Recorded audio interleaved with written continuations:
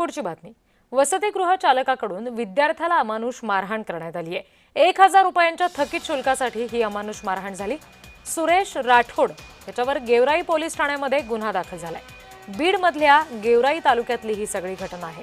गेल्या 2 दिवसांपासून वाढत्या गुन्हेगारी घटनांमुळे बीड जिल्हा पुन्हा एकदा चर्चेत आलाय आणि अशातच 1000 रुपयांच्या थकीत शुल्कासाठी विद्यार्थ्याला अमानुष मारहाण करण्यात आलेली आहे. अशी सुद्धा घटना बीडमधून समोर आली आहे. या प्रकरणात सुरेश राठोडवर गेवराई पोलीस ठाण्यामध्ये गुन्हा दाखल झालाय.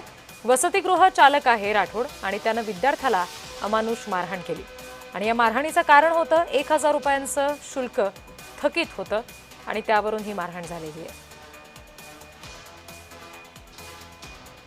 बीडच्या गेवराईमध्ये हा सगळा धक्कादायक प्रकार घडलाय.